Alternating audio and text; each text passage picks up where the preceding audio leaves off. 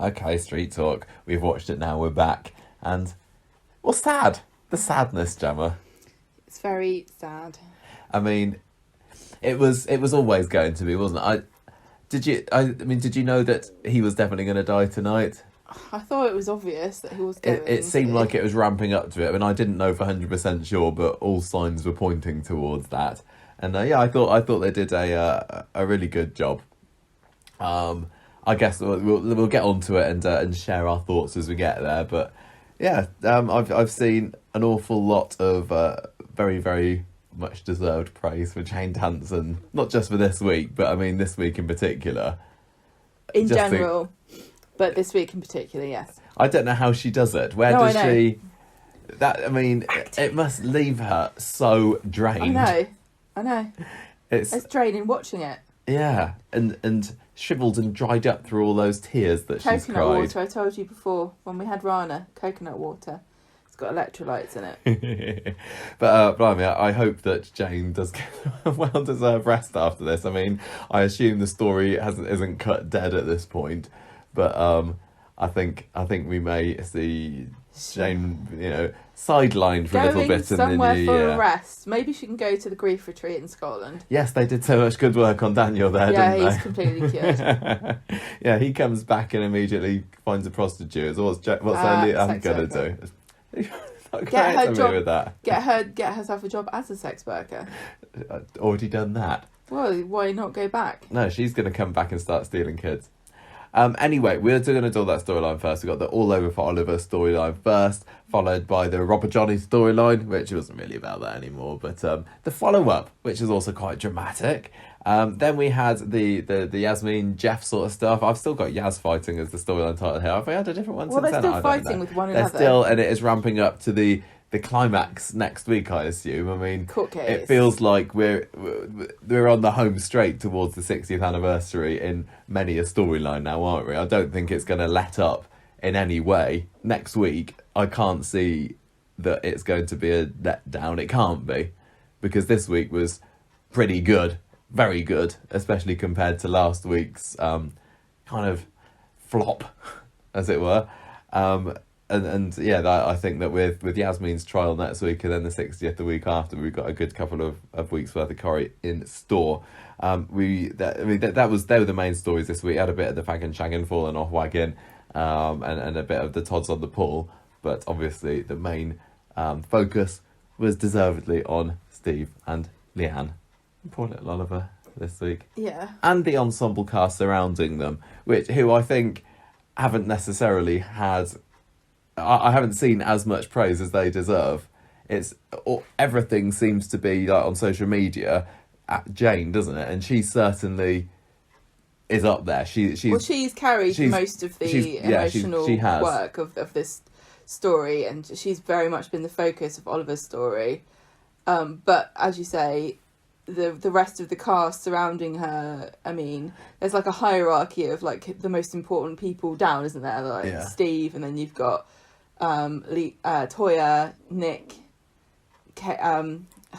Tracy, and then you've got like the children. So you got Simon, Emma, and Amy. Yeah, I mean, I would have liked to have seen a little bit more Tracy with this. She felt a bit too sidelined. It wasn't about Tracy at all. Not everyone can be in everything. And it was nice that she was there watching from the corridor with Nick. But then also, I mean, you might say that Toya has been sidelined quite a lot in this. But although she certainly had a fair bit to do this week, which was nice. They've got to preserve the impact, don't they? Yeah. Of the story, and they're focusing on Leanne. Certainly did that.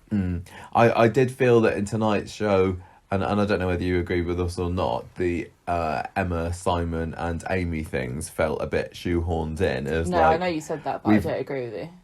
We've got to. I just kind of felt it's like people are going to be wondering what these characters are doing at the moment. We can't have them all at the hospital. I thought it felt like this is how a family copes. I know it was supposed to be when things like this happen. There is a hierarchy, isn't there? In any family, who is the closest one to what's happening, and then other people take their place.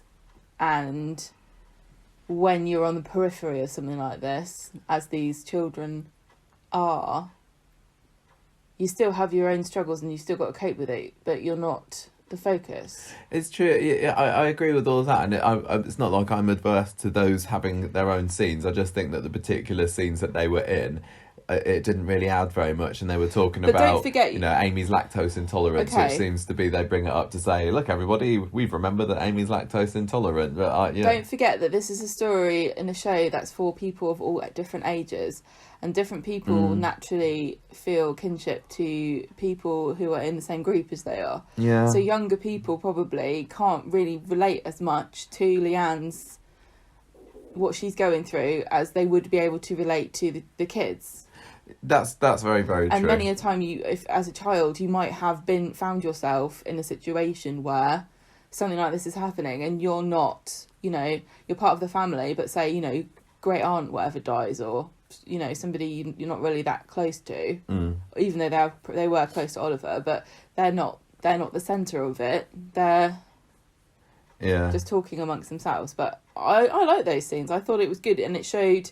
Again, it reminded me of the Aiden storyline in that we get reactions from different characters, and they vary depending on what the personality of the character is like and what the relationship of them is with the character that it's happening to. So when Aiden died, we had a range of different, like Kate was angry at him, Beth thought he was selfish, etc, etc, etc. In this storyline, you get like Emma's kind of feeling a bit distance from people because she I didn't know about Amy's lactose intolerance or whatever, so she's trying. And the thing I like about Emma as well as a character is that rather than just doing what many characters on Coronation Street do, which is to cry in a darkened room about how left out they feel, she said, let's fix this problem, let's all get to know each other.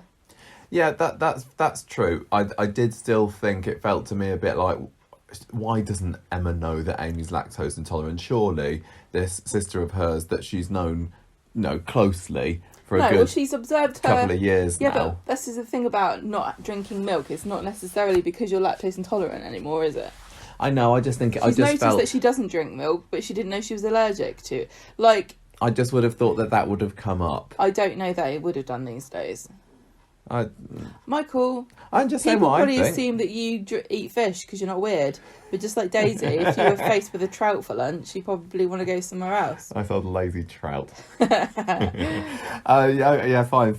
And I will just say, because I say what I say, I'm sorry. Go on, I thought that Alex Bain was the weak point in this story. I'm sorry. I'm not sorry. He's old enough to take it. I didn't feel that he brought his A game, or if he does, his A game isn't good enough. I didn't believe his grief, and I all through this we've been asked to believe that he and Ollie are close, but we've never really seen them interact anyway. And I just didn't. Sorry, okay. He's not a little boy anymore. I'm not going to interrupt you. Are you going to agree with me? I didn't have a particular feeling about it. I don't think I saw what you saw. I didn't That's believe That's fine. It. We don't need to dwell on it. Out here a little bit. So, shall I get into what actually happened? No, I'll do it. It's fine. Do you want me to do it? Do you want to do it? I'll synopsis. I'll do it. Synopsisize. I'll be a big boy. I'll do the big story for this week. So we start off on... Are you going to do it properly? Yes, I'll do it properly. Listen, disclaimer. If you find levity offensive, you might not like this podcast. That's just a disclaimer for every episode. Every episode is the same. We're sarcastic and we use dark humour.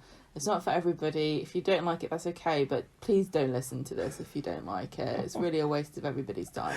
Look, I thought this was fab. This story, but I'm not going to do a po-faced recount of everything that happened for the main story of the week, because that's an hour. People have just been watching. I know, yeah.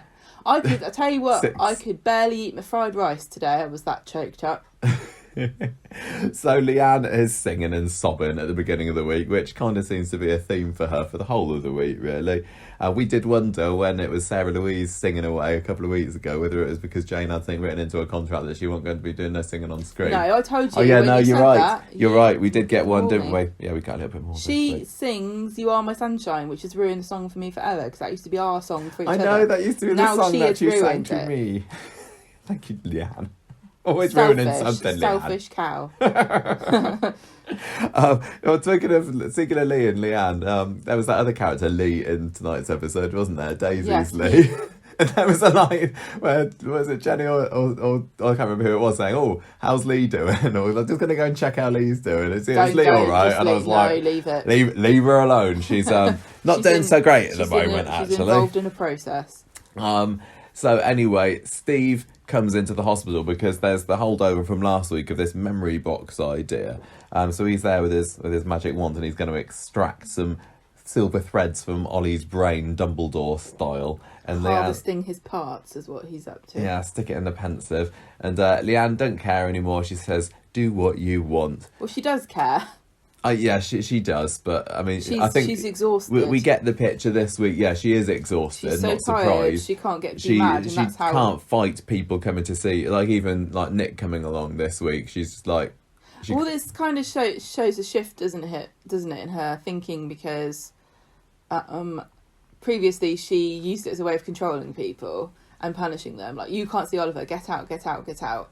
And now she's so tired and so drained. Well, it's partly as well because she is shifting her focus of who to attack more onto the hospital. She doesn't want to have a go at it. She hasn't got the energy to fight Nick and Steve and also go down this negligent hospital route, which is the tack that she decides to take on Monday. The court case last week where she was trying to... I mean, that was fighting the hospital now, but as well, that was just arguing against the hospital.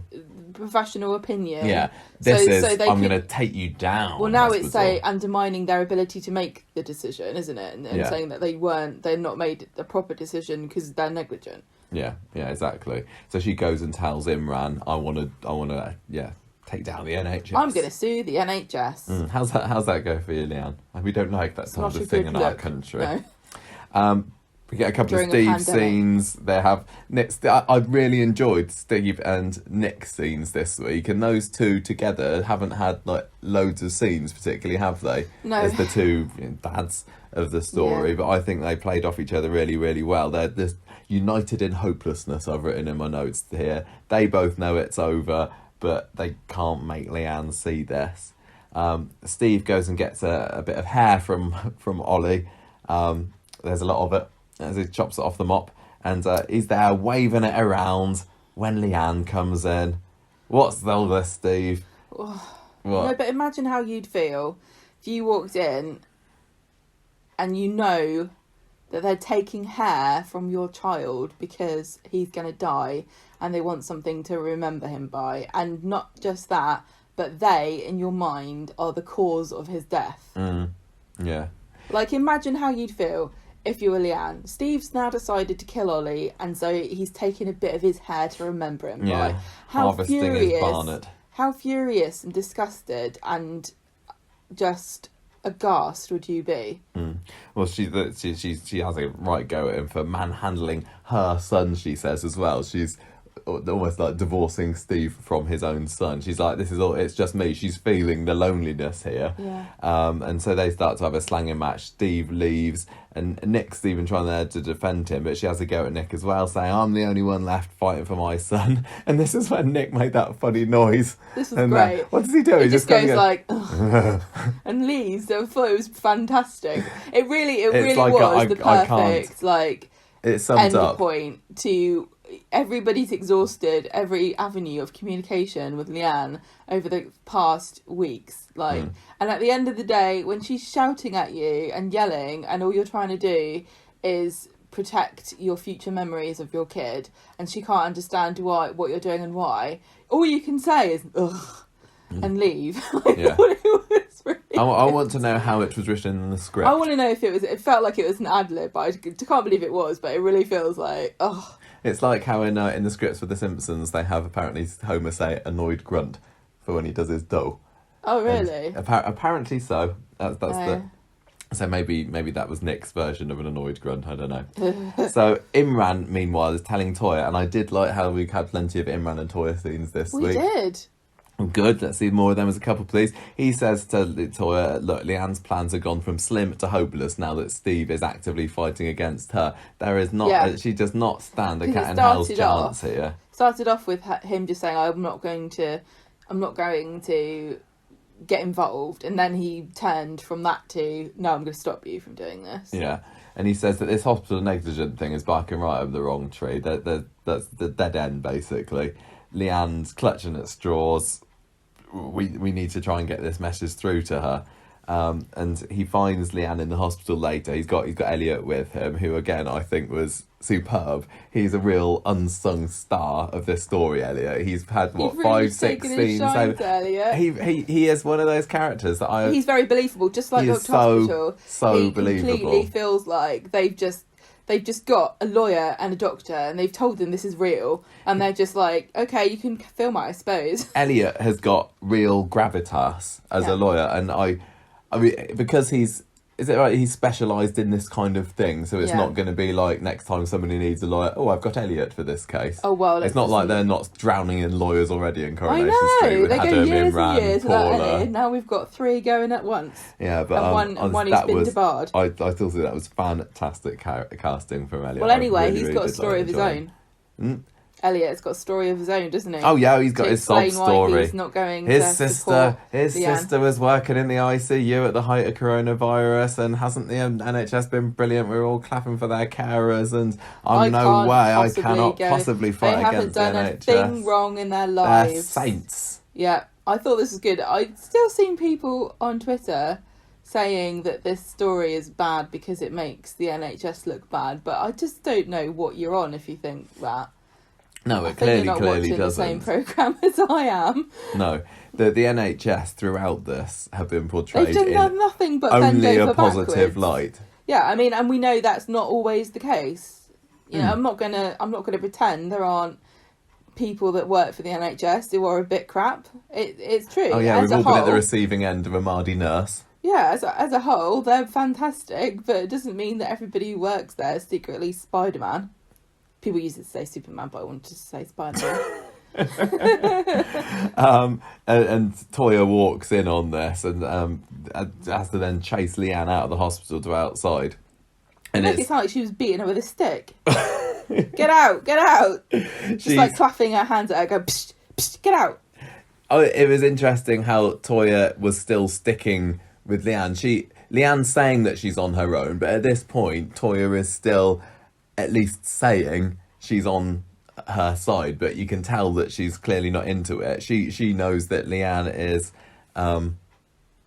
fighting and she's alone, and feels I'm contractually obliged as one of the Battersby clan to stick by you. Yeah, Leanne kind of reminds me of a moth hitting a light bulb constantly. Like she's trying to get somewhere and she's never going to get there. She just bash, bash, bash. And what's Toya in the situation? Yeah, Toya's like us, watching a moth going, okay, I guess. You can do it, moth. You can do that if you want to, but I'll support you. Leanne is on the phone to Paula. I was wondering when Leanne phoned up Paula whether she would make another appearance, Sterling Gallagher, but she's busy. She is busy. She's busy doing other things. Paula's like, no thanks. It up. Yeah, Paula's like, no. Toya is thanked for sticking by her, which is soap talk for thank you so much, you're lovely, and you're probably going to do something to stab me in the back any time now. Yeah, so they go back to the flat, one bowl of soup later, and Leanne is saying sorry Toya for getting you caught up in all this, but she still can't hide her disgust about Imran. She puts a big dig in about him. She's really bitchy about Imran. Imran cutting and running. She's like, you're my sister and everything, but basically your boyfriend has betrayed us and he wants Ollie dead. My kid. Yeah, everybody wants Ollie dead. It's like she's... Toya doesn't normally argue with Leanne or try to present an alternative opinion, but when Leanne starts being horrible about Imran, she can't really hold her tongue, and she does try to stick up for him, and she says he was acting on his conscience. Yeah, I was glad to see that. I was good to see that Toya did defend her man. But then that makes things pretty tense. Yeah, it does. It's getting tense, and you can see Toya cringing as Leanne is told by Paula that she gets a phone call, doesn't she, from Paula saying that she's not going to support her. Because Elliot is well respected and she trusts his judgment. Well, if somebody else was a specialist in this kind of law and they went, I'm not doing this, and then you get phoned up, you'd be like, well, I can't do it if he can't do it. Yeah, basically. Nick finds Steve later in the hospital. He's there with his handprints, isn't he? Not only is he's not got... Yeah. So he's sitting there going, oh, hi, Nick. I was going to get Ollie's handprints, but look at how cool mine are. I'm going to keep these. I've written Steve next to it and my age. I'm going to put it on the fridge. He's got like these green hands, hasn't he? That must have been really odd. He's got Ollie's handprints, just to be clear, for the record.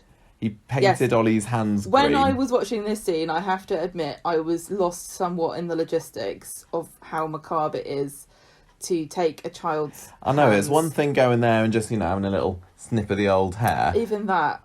I know. I'm not going to... I really can't... We really shouldn't dwell on this. To bring yourself to do it, it's to build yourself up to I'm going to snip must be awful. It's not really up to us to have an opinion on it. Yes, it is. I don't think so. If it must be horrible to know the reason why I'm cutting this hair, but if you say I'm going to do it, snip there, I've done it. But to actually sit there, paint your kids' hands, no, it's not print, nice, is it? Wash them off again afterwards. Once you started that process, I know, but they've got to go through it, haven't they? Yeah. And imagine cutting the hair and knowing it's never going to grow back. Oh, that's so sad. I know. Leanne is just ringing all the lawyers in Weatherfield, it seems, but no good. And Toya says, look, you need to stop this. Not fighting is not the same as surrendering, which is a good quote this week. Yeah. And I was really, really enjoying Toya up to this point, because I had felt that up until now it's not that she was spineless or anything, but I felt that Leanne needed telling some harsh truths by this point, and Toya hadn't been the one saying them to her. But then she was saying, look, you've got to stop this. And I thought, maybe Toya is going to be the one that helps Leanne see the light. And then Toya kind of drops herself in it by revealing that she knew what Imran and Elliot had been up to and the earlier that day. And it wasn't even that long that she'd known that they were sort of planning on saying no, I'm not going to support you, Leanne, and then Leanne loses her rag at Toya and makes her leave, and it's just a shame, because you thought this was a bridge too far. No, I just thought that having Toya stand up to her sister showed real strength of character. They didn't need to have her go, oops, I said the wrong thing, I'm going to set you off again, Leanne. And to make it even worse, there was no particular follow-up from it, because on Wednesday, Leanne's kind of forgiven Toya again. It just felt like a little bit of unnecessary drama. To create a bit of... It's because the soap has to have 3 big sort of story moments at the end of episodes every week, Yeah, I just felt that it's part of Toya was sacrificed a little bit for the sake of that cliffhanger. Yeah. But anyway, it wasn't lingering. It was great the rest of the week. Oh, this was great as well with Leanne. Yeah. So what I liked about this week, one of the many things I liked about this week, is that each of the episodes felt quite distinct. And I was saying last week that it was starting to feel a little bit draggy-on-y, and I was ready for it to end. And it was like, I've seen this before. But Monday's episode was all about, the memory box and Leanne and Toya. Wednesday's episode,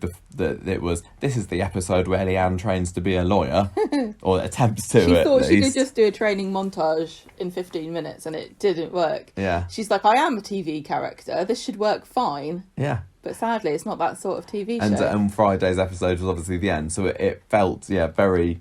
nicely episodic this week. Speaking of montages, I thought we were going to get one at the end of today's episode. Toya started speaking. She started doing the thing. She was going to be doing her BAFTA speech. Well, both Toya and Leanne almost had a BAFTA speech today, but they were cut short. I was really waiting for Leanne's massive long speech to come out, but she stopped talking. Yeah, when they got back to the... Well, we'll get there when we get there, but I thought... Really? Oh, no, but actually both of them at the end, so let's get there when we get there.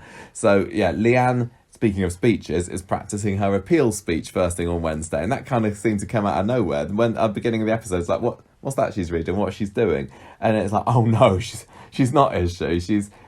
She's practicing standing up in front of whichever court it was. It goes to show you how much she is fighting and cares, and she doesn't care whatever she needs to do. She really believes she can do it. And at this stage as well, she's clearly delusional. Well, I don't think... And I don't think we were supposed to be I don't think there are many viewers that were supposed to be thinking, yeah, go on, Leanne, you can do this. Or like, oh, Leanne's become a lawyer now. Yeah. You stand up to that hospital. But that was partly Jane Danson's good performance of Leanne. It was sort just of reading tragic it out seeing like she that didn't know what she was saying. In this clearly hopeless situation, she was still fighting, and it just made us pity her even more that she thinks this is actually going to work. You know, Open University. Use the word sympathise rather than pity. Sounds a bit patronising. Anyway, she's telling Steve, right, I can't get any lawyers to represent me. I'm going to represent myself. And Steve's like, you're not thinking straight, Leanne. This is the end of the road.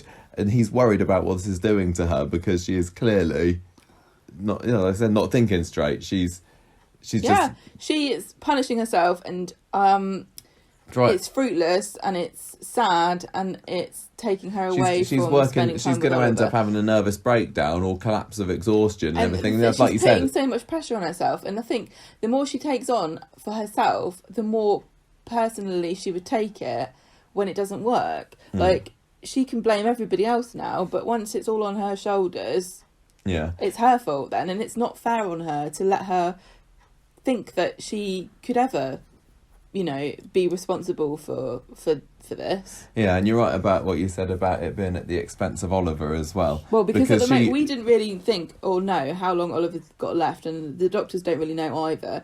But, it did feel a bit like Oliver's just going to be on machines until she's ready to say goodbye. But there becomes a development, doesn't there? Yeah, and I think probably in today's episode, Leanne would have taken a step back and think, I've not been with Ollie today. I've been barricading myself in Imran's office, and when I got back to the hospital, he was nearly dead. And if I'd have stayed in that office, if I hadn't, if Toya and Nick hadn't come round to let me out, or not let me out, or tell me to get out and go to the hospital, I could have missed Ollie dying if they hadn't resuscitated him.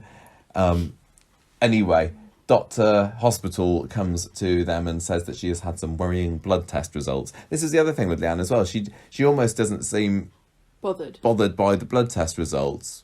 Because in her mind, it's irrelevant because she's going to save Oliver by winning this court case. So... And she doesn't trust anything that the doctors have got to say anyway. So whatever the she's like, he's not going to die of that.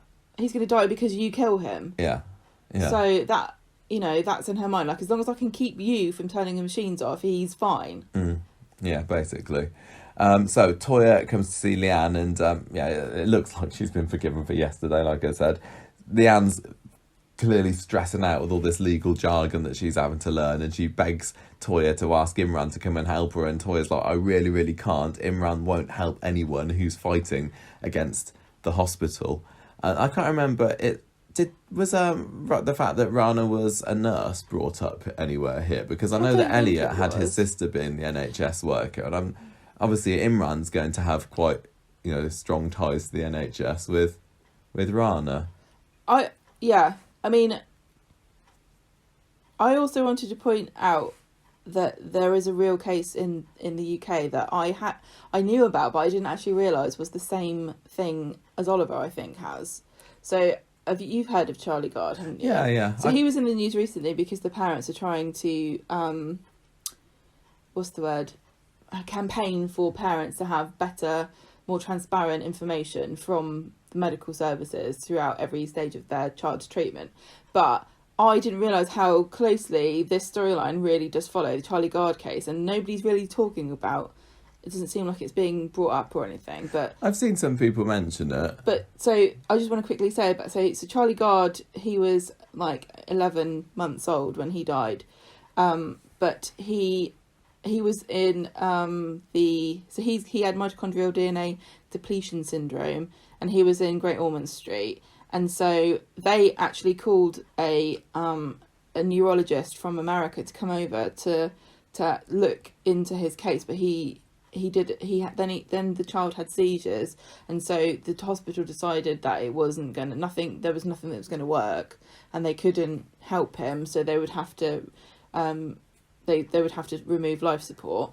So then the parents wanted to try experimental treatment, and they raised money to take him from the UK to New York, but the hospital intervened in that, and the courts overrode the parents being able to take him out of the hospital because they said there's no point in doing it, and he's not going, he might not even survive doing this. So it went all the way through to the Court of Appeal, the Supreme Court, and the European Court of Human Rights, and eventually it got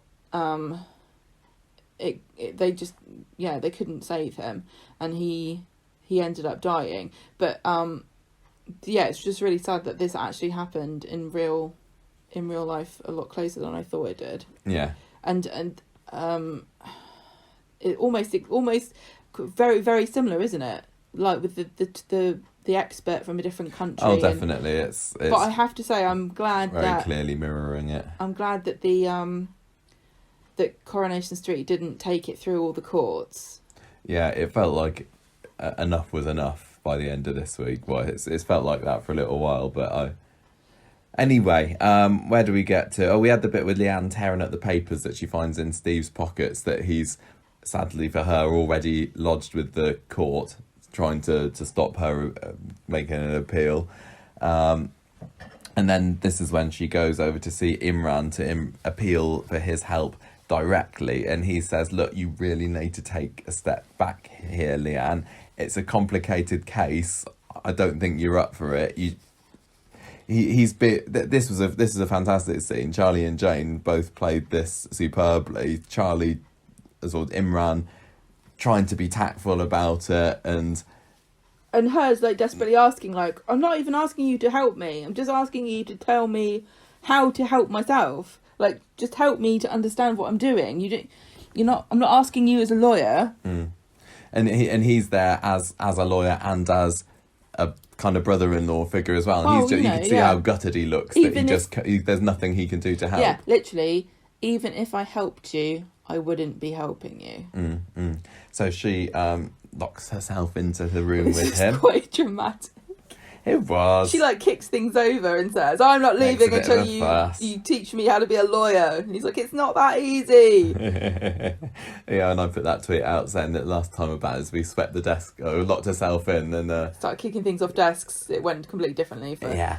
And I was like, I can suddenly smell peppers and aubergines. What could it be? Anyway, just that scent memory. She makes him phone Elliot. And then his finger blew up and he went, Elliot. No. So he's like, hi, Elliot. Yes, it's me, Imran, on the phone to you. Please come at once. But sadly, Elliot didn't turn up because he was just joking. He lied. He was doing a big old fib. He seems to have phoned Nick and Toya because they're the ones that turn up, and they'd say, look, Leanne, you need to stop this now. Oliver needs you. She's barely seen him all day, considering the fact that nobody's been able to pry her away from his bedside for the past couple of months. So she ends up relenting, going back to the hospital, and there's all kinds of dramas going on there. Ollie's taken a turn for the worse. He's, liver clotting or something, and he needs resuscitating, and it's... I did wonder at this point, is this it? Because as I said earlier, I had a very strong feeling that this week was going to be the week when Ollie would die, but I wasn't expecting it on Wednesday. And when this started happening, I thought, "Whoa!" I didn't think it was going to happen because I thought that would be too cruel. Well, all it was really was it made Leanne realise that he might be suffering. Yeah, there really is. Really is the end of the road. And Steve tells her, "Look, either this is going to keep happening again, and they're going to resuscitate him again. But one of these times they're going to try and resuscitate him and they're not going to be able to do it. And either he's going to be... he said something like he's going to die with a load of medics around him jabbing him with things, or he can die with us in our arms. And we've got to let him die with dignity." And I think faced with those two options, Leanne realises that Steve's right. And it's... Well, it's Toya that pushes her to make the final decision, isn't it? Because Toya finds her on the bench. I think Leanne's phoned her up, which is lovely. I think that Toya and Leanne have got... It's one of my favourite sibling relationships on the street because they fall out and stuff, but they have got each other's back, which is how it should be. And Toya says to him, "It's time to take back control, Leanne," which is the Brexit slogan. You pointed out. Sorry, unfortunately, that was the only thing that rang in my ears when I heard her say that, and it's such a shame because it really was a fantastic message from Toya to, like, you know, take back control. But bloody hell, they ruined it with Brexit, and like it's like no one can say strong and stable anymore without sounding like Theresa May. Maybe they should have just had the one of the Brexit buses pull up in the car park at and then the General would have gone. Go, What? Hang on a minute. £500 million per week for the NHS? This is why they're trying to kill Oliver. It's because of the EU. Anyway, they go back to Ollie's room, and Leanne says that she's not going to fight anymore. Friday, the day of reckoning. I hate this narrative though of fighting. We humans are so crap. We can't understand we everything is a struggle or a fight, isn't it? And we can't see life in any other way. No, but I'm talking about in general, like Leanne has been fighting for Oliver, and she's saying I'm not going to fight anymore, and it feels like it's like when people have cancer and they say, oh, she lost her fight, or you know, she's going to fight back, she's going to win, she's a fighter, she's a battler. It's so sad because these things are out of our hands. Leanne, it was always out of Leanne's hands. It's more like, not like she says she's not going to fight anymore, which, you know, is the way she's viewing it. But she's fighting the hospital. She's fighting Steve. She's fighting life. She's fighting the fact that life isn't fair. I think Toya was right. Like, she thought that she was in control, but she was never in control. She was spiraling into madness in a way. Like, it's not that she stopped fighting, it's more that she's accepted. Yeah, accepted Ollie's fate. Yeah. And which is what Toya breaks the news to Nick and Simon at the beginning of Friday's episode. And she says, yeah, the life support's going to be switched off today. The burden of this you need to go to the hospital to say goodbye. This is when Simon's saying, I don't think I can. Yeah. Nick shows up, though. And when he says, please don't send me away. Yeah. That was so sad. This was such a horrible story. Nick shows up at the hospital and Leanne lets him stay. Like as he said earlier, she's given up fighting people going to see Ollie. I think she knows that it would be very, very cruel to stop Nick seeing Ollie anymore. She's not cruel. She's just... And Dr. Hospital is there saying, look, this is what's going to happen. We're going to take his tubes out and... let nature take its course, basically, and these are some of the things that you can do to get ready for it to happen, which is what we see playing out throughout the episode. Well, I like the scene where Steve was talking. Yeah, all of the Steve and Nick stuff was wonderful this week. Steve's there now that Leanne has made the decision. Steve's almost doubting himself or second guessing. Well, yeah, he's like, did I make her do this? Yeah. Are we doing the right thing? Is it the right thing? It's. I tell you, this happens all the time with lots of things where you're opposed to somebody's idea and then they come around to your idea, you know, your way of thinking, and then all of a sudden was I it's really much right? more difficult to now it's kind of like it was Steve that instigated this.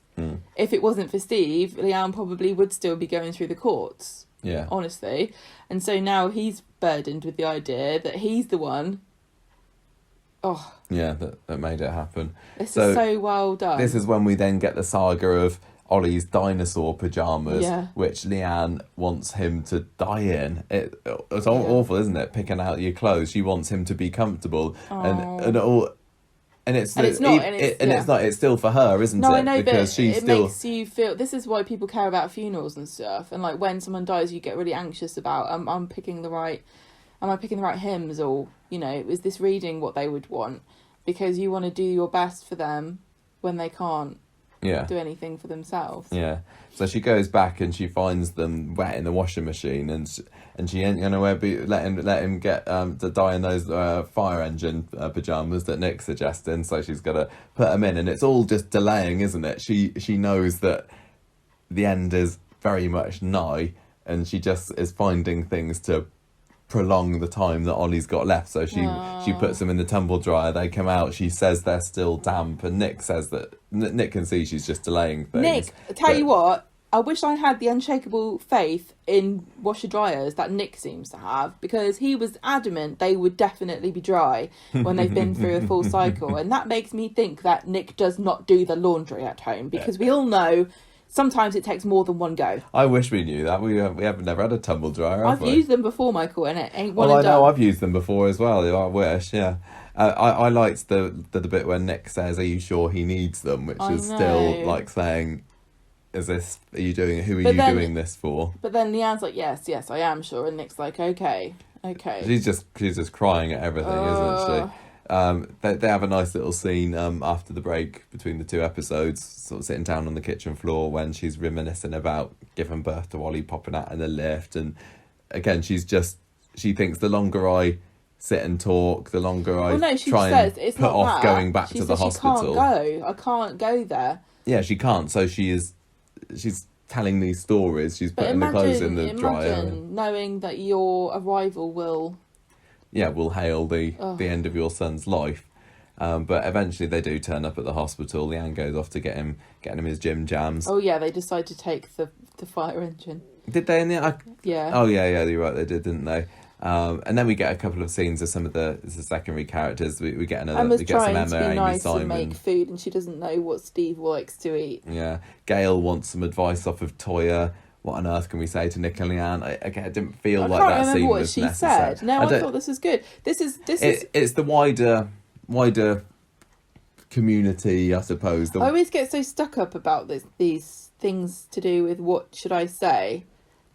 What should I say to somebody? What words can there be? Because I feel as though people get policed a lot on what they say, and it makes people terrified to say anything at all. And so I sometimes think, this is silly. Just, speak from the heart and say something. It doesn't have to be an eloquent speech. It just has to be heartfelt. But then I hear some of the things that people say to other people when they're grieving, and I just think, okay, no, you really should have shut up or got some advice before you opened your mouth. It made me wonder, like, was the original plan always to have all these characters staying away from the hospital? Because, if they could have had more people together, would they have had everybody there at the hospital? But they just wouldn't have allowed it. But this was a really good. Saying, well, Gail's got to be involved in this. Example of how helpless you feel when you're on the periphery. Like you're just there, you feeling useless and stupid. I think Gail should be important in this story, and she has had a bit to do. I'm hoping that as the weeks go on, she'll. Yeah, but Gail. Deliver her elderly wisdom. But Gail is just Leanne's boyfriend's mum.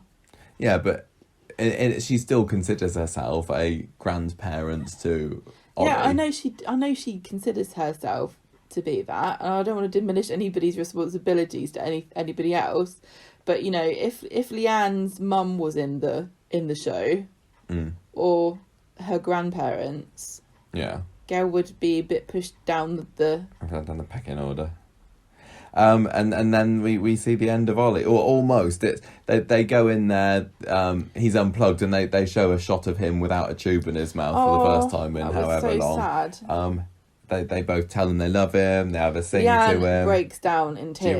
Duet. It just flows like a waterfall. She can't sing the end of the song, can she? The "You Are My Sunshine." It's the "Please don't take my sunshine away." And it's like, oh, take him away. And then, very interesting choice of direction to then just cut to them in the street. We don't see Ollie die, and I think that probably would have been a bit too much. He's nearly there, and then it's like, boom, they're in the street having some kind of Mancunian showdown with them all spaced out, full of all the characters in this story. How can we arrange ourselves around this corner so we're 2 meters apart from each other? I thought it was really.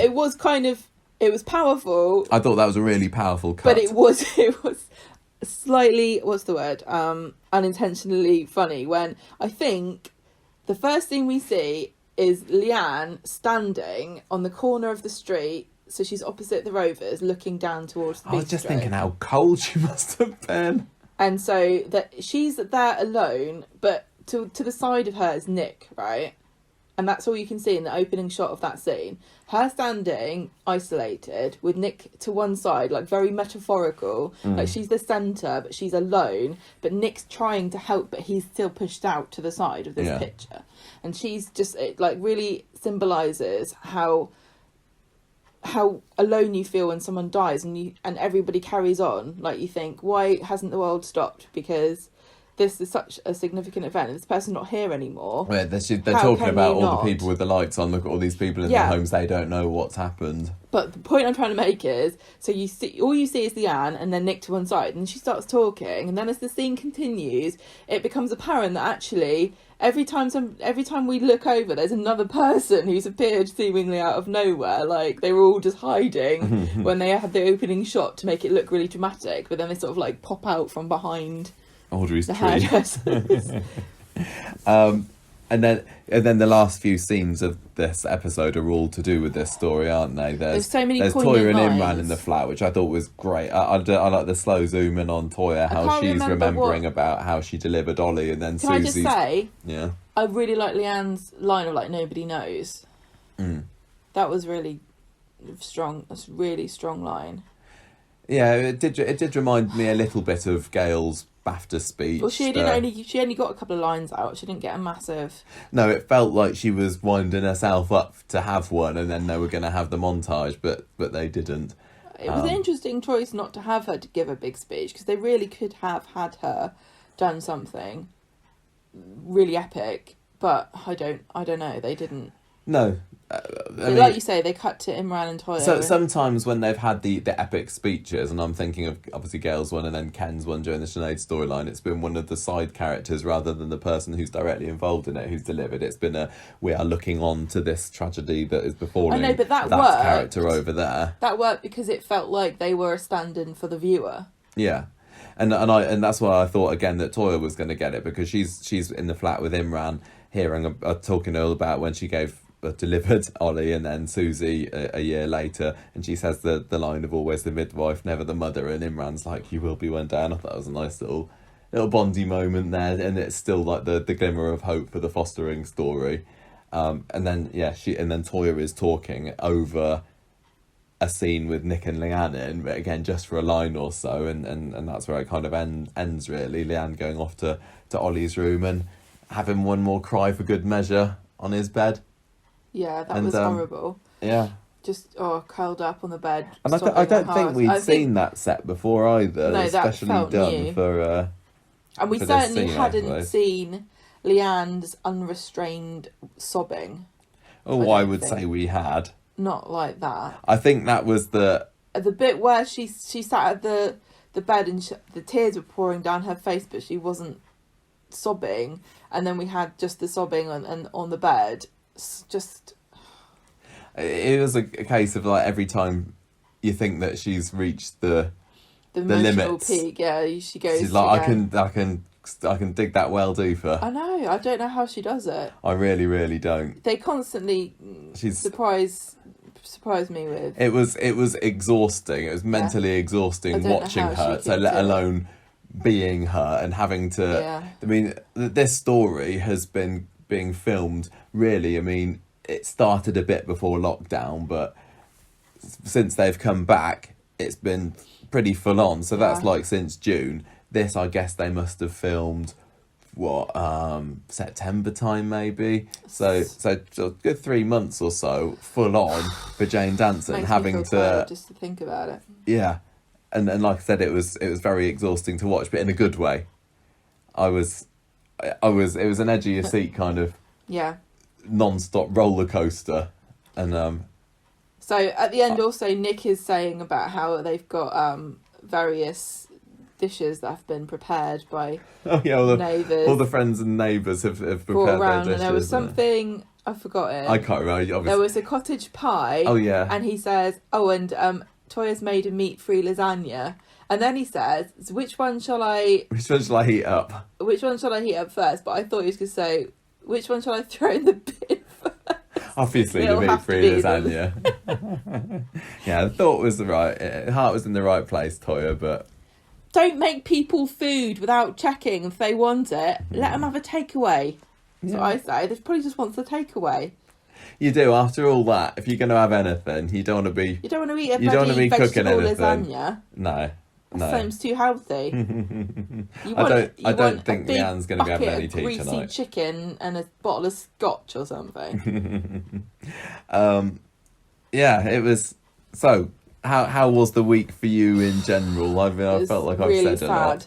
I really, I've got tears in my eyes now listening to this and thinking about it. It was horrible. I don't think it got me in quite the same way as some of the other big emotional deaths. It didn't hit the same notes quite as Aidan and Sinead, but I think that was partly because of the character that was involved that was dying. Yeah, it's because this wasn't a story about you feeling the best will in the world, sorry Ollie, but it wasn't a story about you feeling sad that Ollie's died. It's a story about you feeling for what parents have to go through, and so it was a different kind of feeling. So when Sinead died, I couldn't watch it because the sort of hollow, empty hopelessness of knowing that you're about to die, that is a horror. I can't even entertain the thought of watching somebody go through that. I can't. But the grief of losing someone is unfortunately something that we can relate to because we've all gone through it in different, to different extents, whether it's something very, like, it's my dog died. Anything. I know it sounds silly, but grief is grief, isn't it? Yeah. No, I we can all. It was a study of grief rather than a study of what someone goes through, and I guess in that respect, it was a unique storyline than I gave it credit for initially. Yeah, I was just impressed by the fact that even though there was so much crying, it never felt like, oh, here we go again, come the waterworks, in the same way that, say, Rana was. Jane Danson did a fantastic job, and the writers did as well, in making it feel like it was a constantly evolving and fresh story, where her grief was always... It always felt like there was a fresh... proportional to the... Yeah, it's really hard to describe. Mm. But... I'm glad that this week was the week that she made her decision, though. I know some people that felt as though it's already dragged on too long, and they were kind of thought it should have been over ages ago. But to me, it really feels as though this story has been sustainable, and everything that I've watched I felt was appropriate. Nothing really felt dragged out to me. Nothing felt over sensationalised just for the sake of it didn't feel like they milked sensationalism either. Like, I know you complained a few times and you said it feels like nothing's happened this week. Oh, yeah, a couple of times. To me, I didn't feel like that ever. I always felt like this is moving forward in sort of small incremental ways. But every single time we finished the week, we were in a new position. And not every storyline can say that. No. I think of all the stories that they've done, what I think happened was when we had Corona and everything had to stop and they had to reevaluate their plans, I really honestly think that they sat down and they've said which stories are we going to preserve and which ones are we going to sacrifice. And I think that they threw a lot of their time and effort into making sure they got this completely right. And I think of all the storylines that they've had this year, even though I really, really like the Geoff and Yasmin one, if they were going to make sure that they got anything right, it had to be this one because of how many people it's touched and how poignant it is. Not to say that coercive control and domestic abuse is an important, touching storyline, and I'm still not saying that they have made any mistakes with that. It's just had to go on the back burner.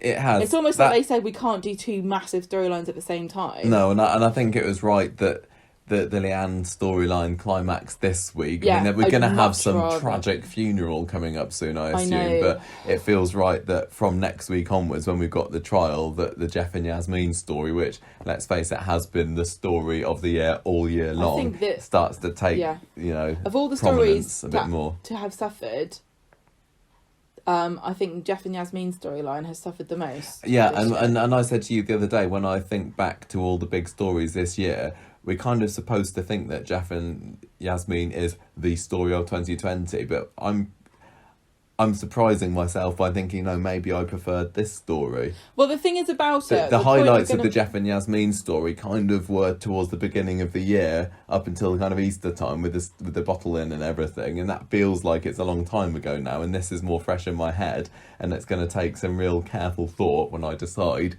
when I vote in the Conversation Street Awards, which story I'm going to pick, because they were both brilliant in lots of different ways, but this one... to me, it doesn't feel like it petered out in the same way as the Yasmin one did, and maybe it'll get back on track next week. I assume it will. I've got faith that it's going to be fantastic next week and the week after, leading up to the climax. But yeah, I wasn't expecting to be as invested in this story as I was. So what I was saying about making, preserving...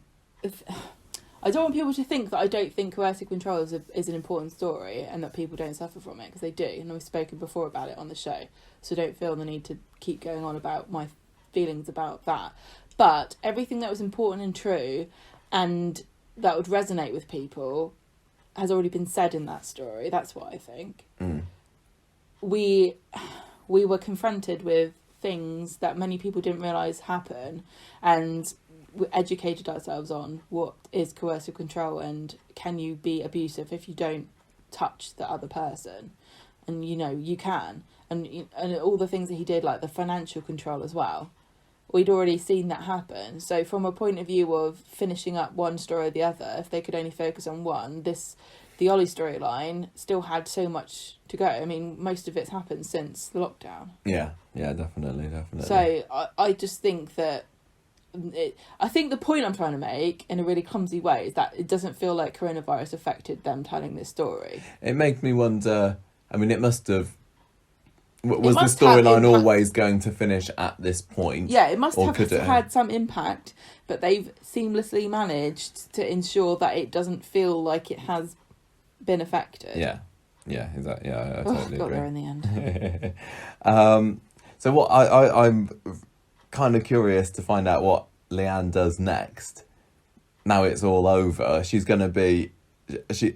Even though this is the end and you think, thank goodness Jane can have a rest now, she's still got the funeral whenever that happens. She's got to do the funeral, and then she'll go, I'm going to France with my mum, or no, I'm going to go and see Eva. I'm going to go and see Eva and ask why she hasn't come to visit me through my harrowing ordeal that I've been doing. I'm going to go see Stella in New York.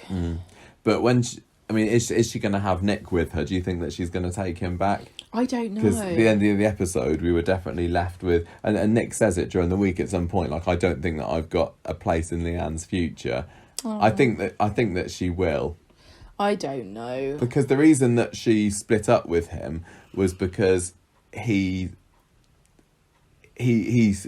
appeared to not think that the hospital... was wrong, and he thought that Ollie's situation was hopelessness. Yeah. So she said, "You've given up on Ollie. I don't need you." Yeah. And I think now she's realised. You think that's how emotions work, do you? I don't know how emotions work. I'm just a man. It's not based on logic. And now that she's also come round to that decision, but he betrayed her in her mind. When she needed him, whether or not she came to the conclusion in the end, she still betrayed her and she needed him.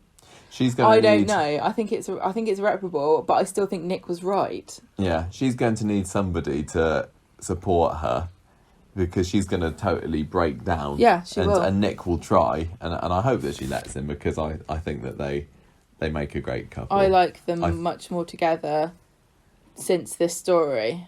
Yeah, Nick has been fantastic, and like I said before, a real unsung hero of this. I think he's been was good as well this week. Simon Gregson. Yeah, both of them, so good. Yeah. What else we got? I mean, I think looking at some of our other notes here, we've kind of covered a lot of this, haven't we? Apart from Ryan's toilet habits getting a mention on Monday's episode. Toya moaning about it, missing the bowl or something. I wonder Ali's always grumpy. Anything to add, or should we move on? Have to move on. Very, very, very good. Poignant. Emotional. I'm sure there were lots of tears shed all around the country whilst watching that tonight. Really difficult to watch, but so good. so talented, so talented. All those actors and the writers just did a great job, and the direction, all perfect, really good. Yeah. Lighting even today with the green, was it lighting? I can't remember. Where? I don't remember. I'm really tired, Michael. I've been through a lot this week. Okay. I think Leanne had issues. Yeah, I had to watch it. It was hard. Right, let's do the next story then, Gemma. So this is the Jenny and Johnny storyline. Yes. I'm not calling it that. Not calling it the Robert Johnny storyline. It's too rude. Stupid storyline. On Monday. Sorry, stupid storyline name. I haven't put anything in about Daisy coming in for a story. Although we've got Daisy and Mr. Upsy Daisy, so I'm sure there's some kind of storyline title somewhere in there. All right. So on Monday, Carla is she can tell Johnny's upset, so she says, "Talk to Jenny about it, whatever it is, before it's too late." So he does, and she's like, "I don't want to talk about it." She's still in denial, and I said that a couple of weeks ago when she mentioned to Johnny, "Look, don't want to talk about it, just bury it, pretend it didn't happen." I said it, I think, after the podcast. I think that she's playing a dangerous game there of making him suppress his emotions. Well, this is the whole theme of this week, is Jenny, bury your feelings deep down inside, they can't bother you in there. And Johnny's like, "No, I need to talk. It's a shame he isn't dating Toya, because she has a thing for landlords as well. So Johnny says, seeing Peter falling off the wagon reminded me of the thing that's just happened, which is me finding out about the security guard dying of... No, security guard Grant, who I feel like I played a part in his downfall and death. I ran him over. Well, didn't you say that he didn't tell her that? She didn't know. You told me that she didn't know. And I was confused because I thought she did. Oh, I don't remember. You told me... Jenny didn't know everything this week. I thought that she knew that he had died. I don't remember. Well, it's a really good job that nobody's listening to this then. She says, "Don't obsess about it, it won't help anybody." So Carla finds Jenny upset and she bursts into tears, tells Carla all about the robbery and the security guard, and says Johnny's torturing himself over it. Johnny comes back, sees something's happened. He's miffed because he wanted to... So she's told Carla. What? Jenny's told Carla about the security guard. Jenny's told Carla all about the robbery later, and then tells her about the security guard and says Johnny's torturing himself. Johnny comes back. I think Jenny knew about the security guard being hit by the car. He wanted to tell her himself. Who's her then? Carla or Jenny? Carla, I think. That's what I just said, and you look confused. No, I think that Jenny knew about the security guard being hit, but not about after he was hit. Well, he died. He hit the bottle and died and all that. They all know by the end of the week anyway, it doesn't matter. This is very confusing. Sorry. Well, I deliberately don't watch this show so that I can listen to the podcast fresh. Carla's trying to make Johnny see that going to prison isn't going to change anything. And he's talking about... He does say to Carla about the security guard dying. Because he's like, I caused his death because he drank himself to death. Yeah. And then Carla's like, by that logic, I've killed Peter because I cheated on him. And she says I cheated on him with Adam. Does she? Or does she just say with somebody?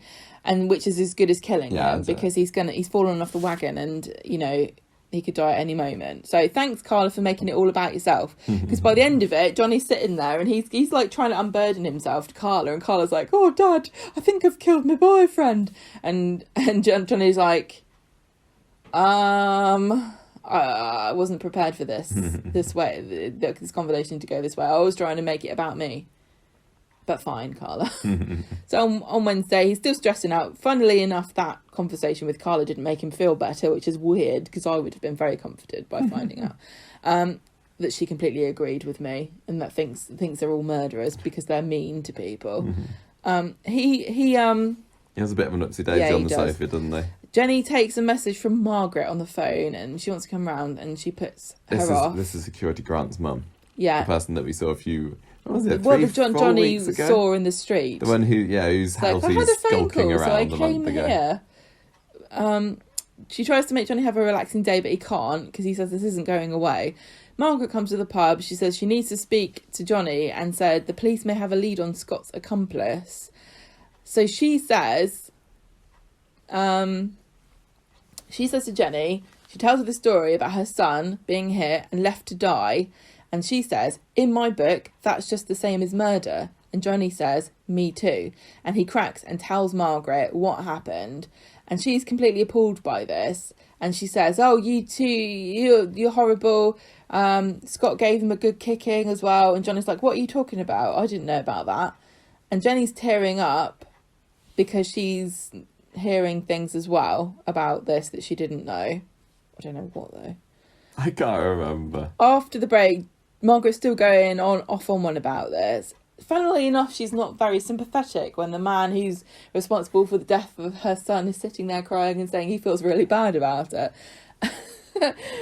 Jenny's trying to stick by Johnny, saying, oh, he didn't know that he didn't know about all this stuff. It's not his fault. He's not a bad person. Yeah, she says that she didn't know. It's interesting because she was kind of, on the one hand, appalled at what he did, and on the other hand, saying, well, she's trying to defend him, but then she says, look, I'm not trying to defend his actions, but he didn't realise all these years that his actions had resulted in Grant's death. Although it does seem that this whole thing about Scott giving Grant a good kicking when he was down on the floor is possibly going to lead towards maybe Johnny getting away with it, because it turns out that the main injuries and whatever were caused by the kicking rather than the getting hit by the car, don't you think? It adds new dimension to what happened, doesn't it? Yeah, and it seemed odd to me that it hadn't come out before. It was a little bit too convenient for the fact that the story needed Johnny to spiral down into this jittery mess that he's found himself in at the beginning of this week, that he didn't realise that Scott had made the situation worse by kicking him. And I'm still, all the way through this week, I've been thinking, how's Johnny going to get away with this? I don't believe that Johnny's going to be, sent down. So there's got to be some kind of get-out clause. And I think that this kicking is going to be it somehow. I know he's still, he was still involved in the robbery, and he still drove a getaway car. But yes, but you can't go to prison for what happens to people after you committed a crime against them. That sort of stuff comes out in the sentencing, doesn't it? I don't know. Well, the crime is the crime, isn't it? And then the consequences of that crime, usually the judge will use those when he does this, or she does the summation, and says, you did this, but I have, seen that you since then have done X, Y, and Z, or you've done this and you don't care, and the person you did it to drank himself to death, which wouldn't have happened, so not going to be lenient on you. I think that all that comes into consideration. But the law is still the law, doesn't, Anyway, Margaret leaves and Jenny chases her and says, look, Johnny's punished himself enough already. It's really interesting because there's definitely this part of this conversation earlier when it was Margaret, Jenny and Johnny all in the same room together, and Margaret's like, oh, you don't know what it's like to lose a child or something, and I'm like, oh, you're talking to the wrong people. So Jenny brings up losing Tom, and she says, yeah, well, was it an accident? If someone was to blame, would you ever forgive them? She says, I applaud you for standing by your husband, but as a mother, shame on you. That was really harsh. And then she leaves, and so Jenny tearfully tells Carla what's happened, and she's worried that Margaret's gone straight to the police. Carla and Johnny chat about it later, and he's like, well, it's over for me. This is where we now know that he reveals his plan to Carla, which is what plays out over the course of Friday's episode. Which I hate. It's such a soap cliche. It's really annoying. I hate stories like this. What? Well, we'll get to it. So on Friday, Jenny is in denial about everything, to the point, she's manically in denial. She's like, la, la, la, la. Let's do things to distract ourselves. I think that she was probably written a little bit OTT with this. It was manically in denial, I think is the right word. She doesn't want to hear it. She doesn't want to entertain any thoughts that are negative. Johnny's like, they're both being dramatic though, because Jenny's like, nothing's happened, and Johnny's like, I'm gonna die in prison. Daisy's phoned up remember Daisy? I know Daisy, yeah. Her estranged stepdaughter, who is now her ex-stepdaughter, I guess, who they're really close, but they haven't seen or spoken to each other in 3 years, apparently. She's coming over for lunch because they're going to Edinburgh because Lee's family lives there. And Johnny's like, no, I don't. Johnny's like, no, we're not having a lunch party. And I've literally never heard anybody describe having your family around for lunch as a lunch party. He's like coined this new phrase. Maybe it's a northern thing. We're not having a lunch party. And she's like, yes, we are, and we're going to wear hats. I thought it was a launch party. Maybe he's confusing. Maybe he's like, I've heard of these launch parties, and we don't have any bags with swag to give away and free games. So she's not listening to him. She's like, tidy up the house. We've got to get ready. I'm going to go buy a lazy trout and debone it. Johnny goes to see Adam, and he's like, Adam, I must see you immediately. I have to do mysterious things. So we're going to wait for the cameras to go, and then I'll tell you what it is. He comes back later, and he says to Jenny, I want a divorce. And she's like, no, you don't. Get on with the tidying. La, la, la. Daisy arrives, and there is Lee as well, who used to be in Game of Thrones for one episode, I heard. Jenny's, you didn't hear it. You found it out for yourself. I read it with my eyeballs, which translated it to the sound of my voice in my head, and I listened to that and went, interesting. And I went, yes, I know. I'll tell everyone that later. What was he, a soldier or something? He was a Lannister soldier during the Bells. So Jenny's hyper, going, hello, welcome, here's the trout, let's go on a tour. And Daisy's like, I don't like trout, but I do like pubs. So she tells Johnny to buck his ideas up, and he finds him later drinking whiskey in the back room, and they start arguing, and Daisy comes and creeps along, and Lee's like going, stop spying on them, and she's like, oh, we're in a soap now, I'm supposed to spy at doors. And she's listening, and she hears them, and basically Johnny is needling Jenny and saying exactly all the things, what to say to trigger her. All the things that she won't want to hear, like, I miss Liz and things like that. And you're saying, you're a bossy cow, blah, blah, blah. Gold digger he brings up later as well, doesn't he? All these things that have been held against her throughout the years, he brings up.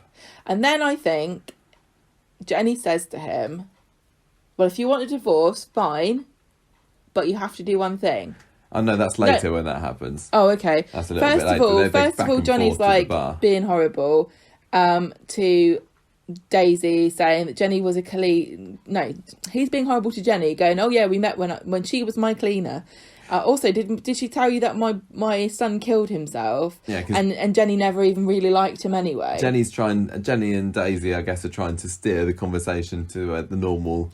I don't think I think Daisy's like. I think Daisy is loving it, stoking the fires a little bit.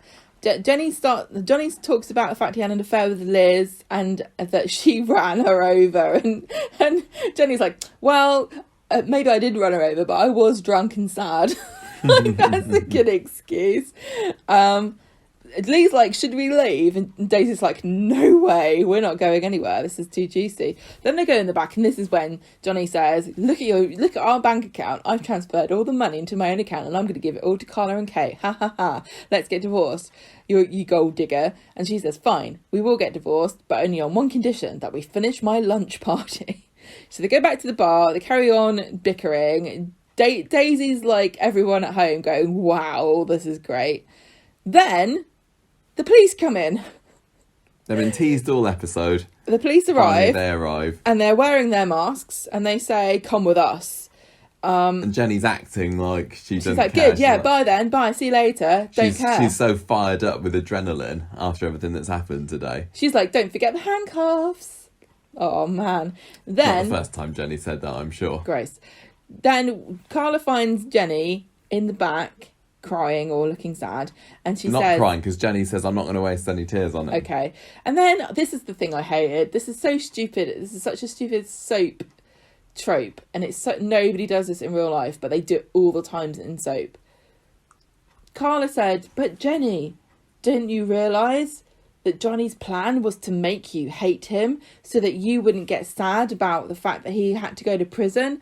He's actually arranged for you to have the pub, and when the divorce comes through, you'll get all of the money. Yeah, so that's what he was supposedly doing with Adam this afternoon, not only instigating the divorce, but also making it so that Jenny would become the sole owner, which I actually quite like the sound of, to be fair.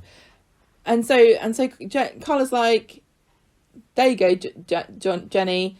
He does love you. He loves you so much he pretended to hate you and said horrible things to you so that you would agree to get a divorce from him. And Jenny's like, what? No, I'm not buying this rubbish. I can't get on board with this. Yeah, her last line is, I can't do this anymore. She's completely right. What kind of cockamamie stupid plan is this? It was a really stupid plan. And the thing but they do this in soaps all the time to make things dramatic. So you're like, but why? Why would Johnny do this? He's so mean. The fact that Johnny was saying that, all those things, you could tell me there must be an element of truth in there somewhere, which is a shame because I think that they've been a brilliant couple. And I think it's sad that he would stoop so low as to, kick her where he knows it really hurts. It's stupid. It makes no sense. So I'm not surprised at the end she was saying, I can't do this anymore. But equally, it wouldn't surprise me if next week she's kind of gone back on that when she's had time to think about it. It always seems to work. They always get found out, and then the other person's like, I forgive you. You're doing it for the right reasons. Well, I didn't like... I think it was a bit too obvious that that's what he was doing. Well, he was like saying lines like, you're a gold-digging cow. And then he was like shifty, looking everywhere. It was. There was no kind of subtlety about it. You knew he was saying but he had to for reasons that he was trying to drive her away. Yeah, but sometimes you have to signal these things a bit more obviously when you're acting in a soap so that people can follow along at home. What would you say to me to make me divorce you? I'm not going to say. I would not even dare say. You're a big nerd. I'm not even going to say. I know what you'd say. You'd say a fat, lazy cow. And I'd have to say, yeah, fair enough. do you think that this is going to get as far as a divorce? I'm kind of imagining we might have a Christmas Day feel-good reunion because I'm still, like you said earlier... I thought you would say Christmas Day EastEnders divorce. No, like you said earlier, I've got a feeling... And I hope that this year's Christmas is going to be nice and family and lovely, and it'd be nice to have these two reunite. But I don't know how Johnny's going to get away with this unless, as I said, somehow this kicking exonerates him somehow from being the getaway driver. Changes anything. But I want to say that the relationship fake out goes two ways, doesn't it, in soaps? It goes this way, which is the stupid, I push you away to save you from how horrible I am. But it also goes the other way of like, I'm going to pretend I love you so that I can screw you over later. And that is by far the more realistic and satisfying version. Because you had it like, was it Dan and Angie in EastEnders? Yeah. But we also had it in Coronation Street a few times, like when Liz pretended to Tony that she was fancied him so she could get her hands on the pub. Oh yeah, I've forgotten about that. And there's another one I just thought of and I've forgotten what it is now. But that's way more classic and fun, isn't it? Yeah, no, I agree. Oh, Tracy pretending that she liked Charlie so she could whack him on the head with a statue. That's probably the peak of that trope. Yeah, so you reckon there'll be a fuzzy Christmas Day reunion? I think that there could well be, and although I'd half like to see it, the other half of me is thinking I don't think Johnny deserves it because he was being a plonker. Really, really low. The things that he was saying today. Yeah, I totally understand guilt and how it eats at you. Because I remember, I've said this before on the podcast, but I remember reading an article years ago about a woman who was driving her car and she hit a pedestrian who was crossing the road and she was going faster than she should have been. And at the scene, the police said, how fast were you going? And she said, I was going 35. And they said, don't say that, say you were going 30. Because literally, the pedestrian crossing was on the crest of a hill and there was no way she could have seen him even if she was going 30 anyway. And so they said, there's no point in you ruining your life when this person's already died. There's nothing anybody could have done about it. Save yourself. Just say you're going 30. So she went along with it, but she, for years and years, it destroyed her life because it was eating at her, that she the guilt of it. And eventually she confessed and was punished. Yeah. But that catharsis of being punished, officially, was what she actually needed to release her from the guilt that she felt. And I think Johnny needs that catharsis. Margaret could have provided it to him if she had said something, but obviously it's not down to her to forgive him, and all of this is new to her as well. She didn't know that he was involved, and you'd be even more annoyed not annoyed but upset if the guy it turned out to be was this man who came around, chatted to you about your son, and he was the guy that killed him, kind of. Yeah. And he was sitting there listening to you talking about him and never said a word. Imagine how betrayed you'd feel. I was quite surprised when he just blurted out on Wednesday that he was the one that did it. I wasn't expecting that.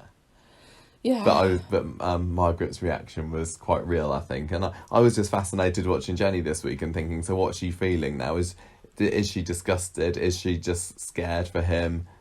I couldn't decide this week whether she was being a good wife or not, and sometimes I think she was, and she was, when she was saying that don't think about it, we need to talk about other things. I think her heart was in the right place because she knew that it was this was going to flare up another MS attack, and it could be like the worst one ever. But equally, I think it's not healthy to just say don't think about it. Well, forget about it. I don't want to call it. And you could tell how it was driving her a bit insane, her trying to hide it, because that was being demonstrated in her manicness. That was like, I'm trying to pretend everything's normal so much, and it's driving me. Yeah, psycho. Driving me potty. I'm not going to call it selfishness, but it's definitely an element of self-preservation in her insistence that they stop talking about it and move on. Yeah. Because, like, suddenly her life's completely in disarray as well, and she had no idea this was coming.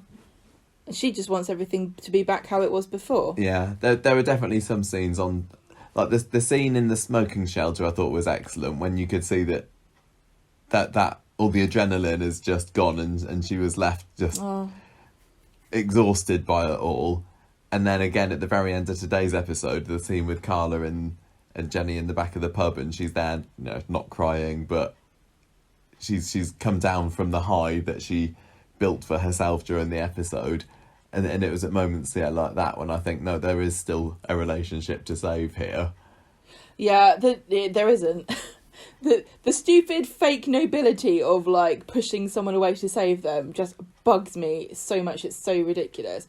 Like, I tricked you into thinking I've betrayed you, but it's only for the greater good. It's like, no, it isn't. And tricking somebody into thinking that you've betrayed them is the same as betraying them. Don't steal my money and say it's for my own good, thank you very much. The sales are coming up. It's Black Friday. You've taken all the money out of my account.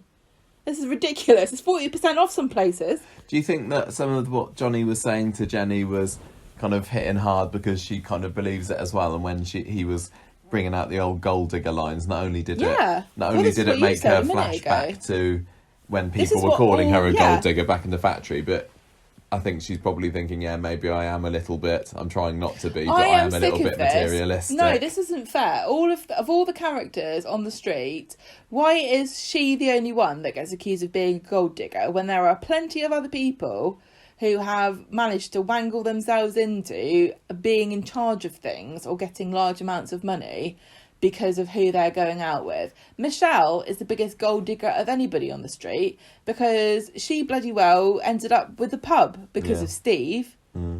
Well, Jenny might well end up with a pub at the end of this as well. And also, when you disenfranchise an entire gender of people for centuries and then complain when the only way that they can broaden their horizons or achieve certain goals is by marrying men, don't complain about it and give them the label gold digger. I know things are way more equal than they used to be, but it's really annoying to me that women get accused of it when it literally, for centuries, it was the only way that you could ever improve your station. It's not like, it wasn't even that long ago that we couldn't vote and then get accused of being a gold digger. Oh, it really annoys me. I think as well, I think what he was saying about her not getting on with Aidan was a real low blow as well, because I know she has shown that she's felt guilty about that. You don't have to like someone. You don't have to like everybody. Yeah. He's basically, Not everybody gets on with each other, and for all that, we feel sorry for Aidan and sympathise with him. He wasn't the ideal person, and nobody is. Saying that Jenny didn't get on with Aidan is also saying, in some way, Jenny, you were responsible for Aidan's death because he took his own life because he felt that the world was against him, including you. It's unfortunate that Jenny identified many of the things about Aidan that made him sad about himself. Yeah. It makes me wonder whether Jenny is going to reevaluate her behaviour in any way because of this. What has she done wrong? I hate this. I hate toxic positivity and people saying everybody has to be nice to each other and everyone has to get along. It's so oppressive, and it only ever gets used as a weapon against women. Nobody ever moans at men for not being nice to each other. It's always women's responsibility to be nice to everybody else. I'm sick of it. You don't have to be nice to people. You don't have to hashtag be kind to everybody. Just don't be a dickhead. That should be the gold standard. Don't be a dickhead to people.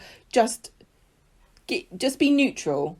That should be the bare minimum. You don't have to go out of your way to be horrible to people, and you don't have to go out of your way to be nice. I'd rather people ignored me than were fake nice to me because of some stupid hashtag or some ridiculous opinion piece that somebody's written in the paper. Just leave it alone.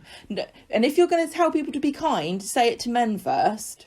I'm sorry, I'm being really sexist at the moment, but it just really feels as though there is a burden of expectation on women all the time to be nice to everybody, and I'm sick of it. What did you think about the scenes in the pub with Daisy and Lee and Johnny and Jenny, and they were almost like trying to outdo each other with their digs? It was a bit farcical, wasn't it? I did enjoy it. I thought it was... There were some bits that I enjoyed. I definitely enjoyed Daisy's reaction. We'll get to what we thought about Daisy in a minute. Talk about Daisy. But yeah, it got a little bit farcical, like you said. And I still think it was farcical in a positive, like as in a farce is a specific genre. I still rather that maybe Jenny hadn't taken the bait and had kept a level head about it.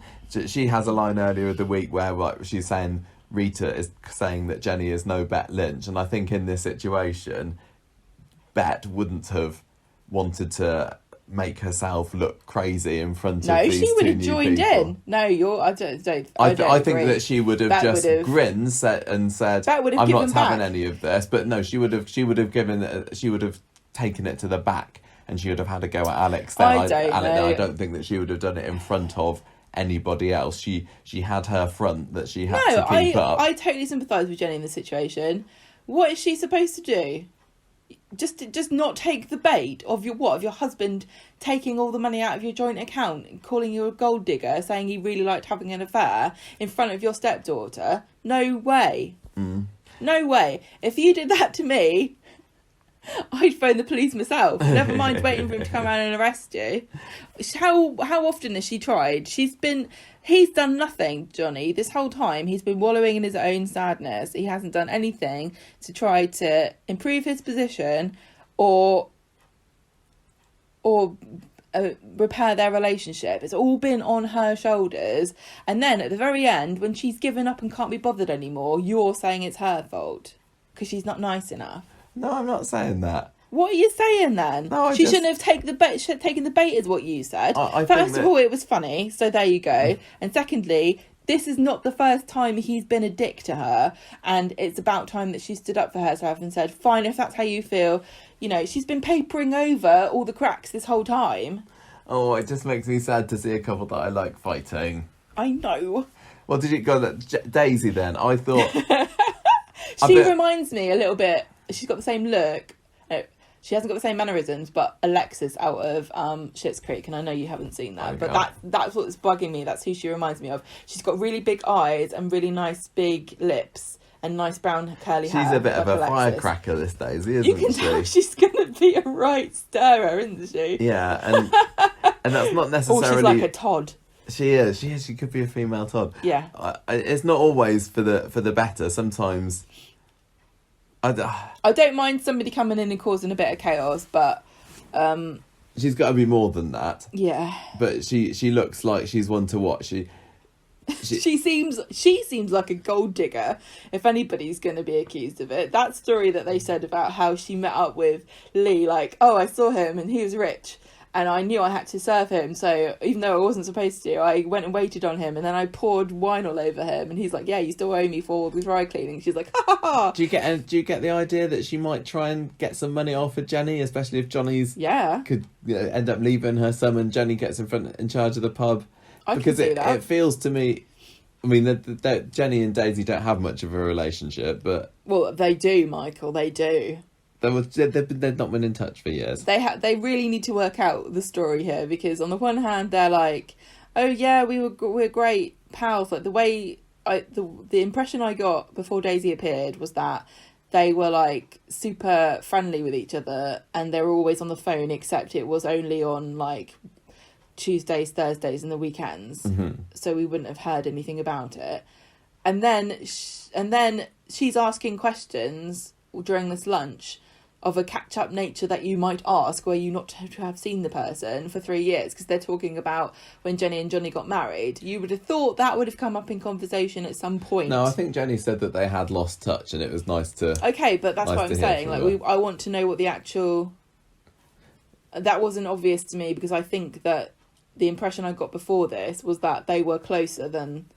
Yeah, no, I agree. I've thought before today's episode that they were closer than it appeared that they actually were today. I mean, I guess we'll find out more about that, because it feels like there's a lot more to come from it. I'm not sure about Lee. I think that Lee might be a bit of a casualty in this. Looking at the credits, he hasn't even got a surname, so that doesn't look good for him. I get the impression that Lee's tired of Daisy's crap already. Well, yeah, he wanted to leave. In any other situation, most people in that situation, would be like, I think we should go at this point. And Daisy's like, I'm loving this. No, I'm not going anywhere. This is free drama. You know what's going to happen? Lee's going to say, I'm sorry, Daisy, this isn't working out. I've got to go. I'm going to go see my family. It's probably better if you don't come with me. And then Daisy will say, oh, dear Jenny, my lovely Jenny, I heard you said this was a B&B. I'm just going to stay in the B&B. It wasn't for nothing that Jenny pointedly said, we're a B&B now. Well, also, she said to Carla, I think you need to leave given the circumstances as well, didn't she? Although that was before it was revealed that Carla's just in on Johnny's secret plan. I don't know. Yeah, so Carla was staying in the B&B bit, and now she's kicked her out. Yeah, but I don't know whether she actually has. Because she was going to kick her out when it turned out, when she thought that Johnny was being honestly cruel to her. Well, the thing is, if Carla's got any dignity, which she does, she would leave. So I imagine she will. Have they got anywhere to go? Oh, it doesn't matter. Like, they just live in the ether, don't somewhere. They? There's a spare room in Leanne's house. So which man... Yeah, there is a spare room in Leanne's house. Who is Daisy going to get her claws into first? Ryan. I say Adam. Oh! I think that Daisy is going to prey on the local Scottish hunk, and don't mention he's Scottish. And she may well find out that he is the one that Carla had a secret night of passion with, and I think that's my little prediction. Yeah, you might be right there. She's going to cause trouble. Oh yeah, she didn't come on the street to live in peace and harmony with all mankind. And I like the idea that Jenny's family has been extended, because it makes Jenny's role more important. But it does feel very much like, here's a new character that we just made up. But hopefully it won't be long before we forget that, and it'll feel like she was always part of the rich tapestry of the Bradley family. But at the very beginning of when Jenny was first in Coronation Street, all those many years ago, the first thing that happened to her was her mum died. Yes. And her dad got run over by a tram. Yeah. And she was an only child. And Rita's her only real family. And so she needs to import some more. Yeah. But I'm all I don't mind as long as Daisy's I don't know when Daisy's coming back. Be. I mean, there's no particular reason for her to, show up the next episode, because they're on the way to Edinburgh at the moment, aren't they? You weren't listening to what I said then. What? Lee was going to go, I'm going to Edinburgh by myself. Oh, yeah. What do you mean? Maybe. There's no reason to think that she won't be in Monday's episode going, well, He's gone. Left me. Yes. Okay. Don't listen to what I say. I'm tired. I'm really, really tired. If you ever wonder, you can. It's all being recorded.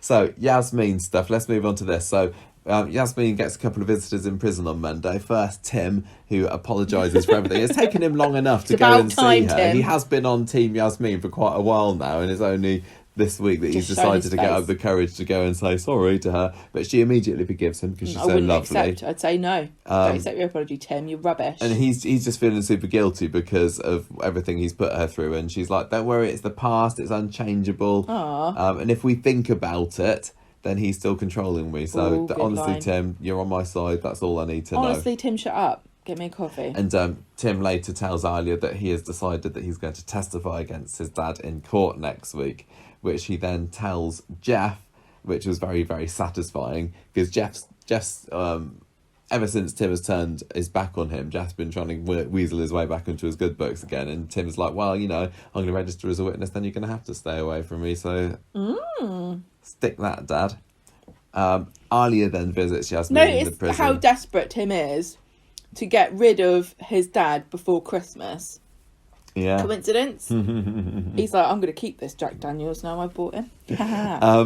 Alia goes and visits Yasmin in the prison. I wouldn't say there was a whole lot that came out of that. There was more idea of Yasmin being a bit scared of coming out, because at least in prison she's safe. She's become institutionalised, and it didn't take her very long at all. Yeah. She's like, I'm not coming out. It's free yoga in here. Do you know how much it costs out there? It's like £10 a lesson.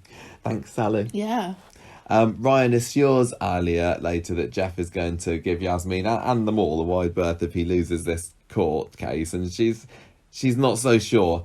And then what's happened to Geoff? He finds out, has he lost his power of attorney or control over the finances or something on Monday? Well, he's definitely mad about something, because he's been removed from some kind of, I don't know. Whatever it was, it gave Alia the chance to give a very smug look at the end of the episode anyway.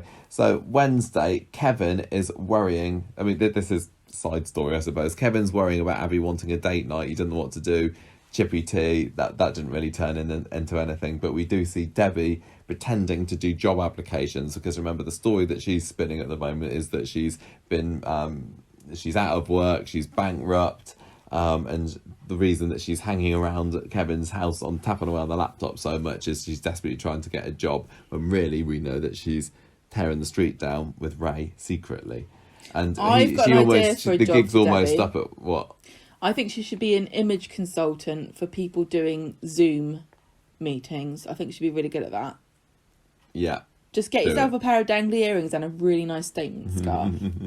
She almost comes a cropper when he asks her to have a look at the applications, and she's like, no, it's fine, don't worry about it. What does Kevin think he can give advice to Debbie about a job application for? Is he going to look at her like skill set and be like, you haven't put her about whether you can strip an engine in under 10 minutes, so you're never going to get hired at Quick Fit like this. Ray has a scene with Debbie later, and she's talking to him about how she's still working on Geoff and he just needs a nudge, and he's like, look, time's running out, love. The anniversary is in 2 weeks. We need to get as many of the houses by the time we get to December the 9th as possible. I'm gonna try talking to Geoff. So he goes to speed dial for a curry, and I love this scene of the two of them. It's just Ray and Geoff, and the two baddies bonding together. Firstly, over mutual dislike of Alia was perfect. Michael, does that make us baddies?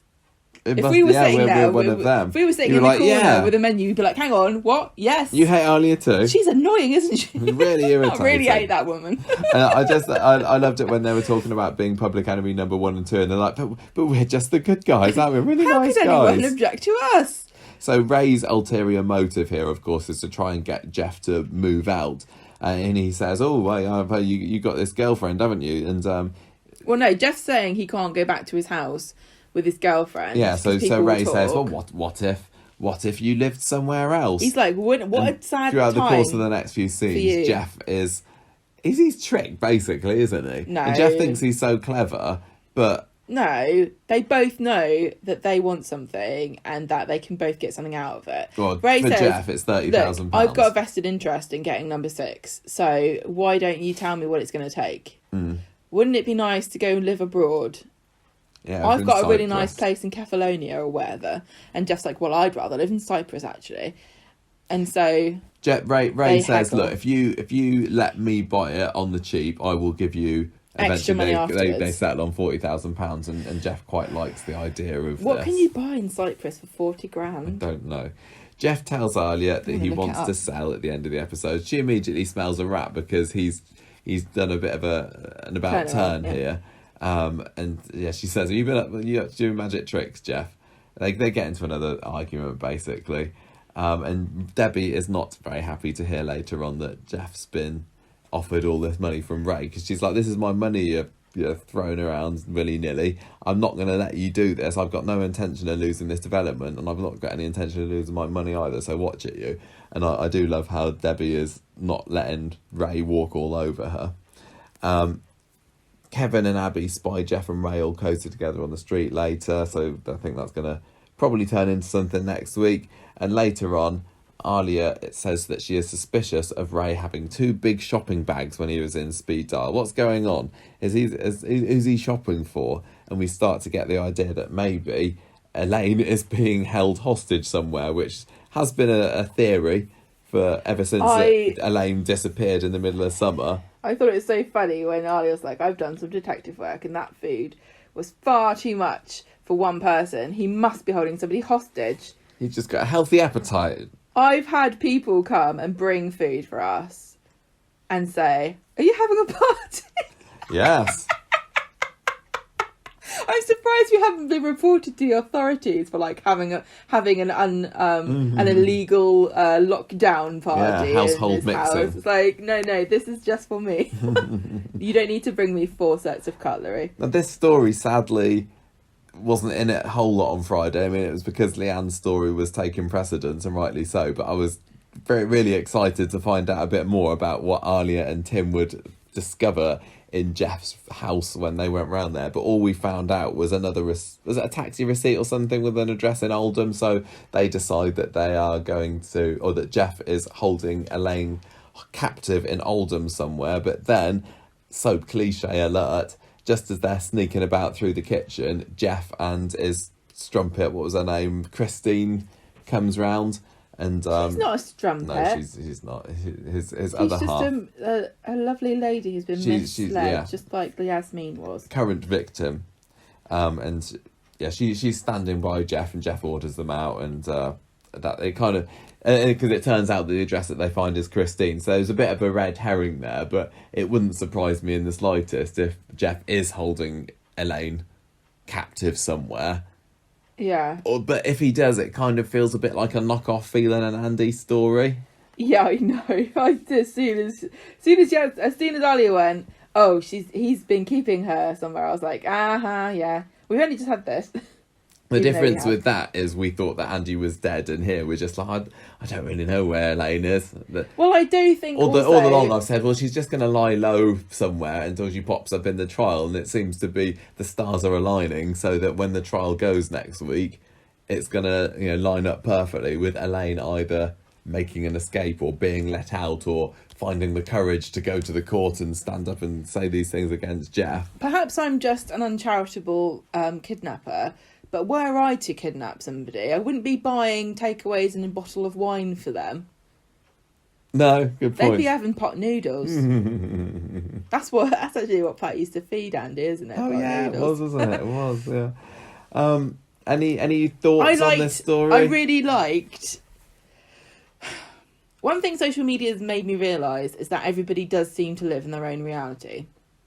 And sometimes you can have a very, you don't even think it's an opinion, you just, think something about a situation, you're like, this is obviously what's going on here. Then you find comments underneath some kind of article about it where people are coming out with the weirdest, completely opposite land ideas and opinions on something than you were, right?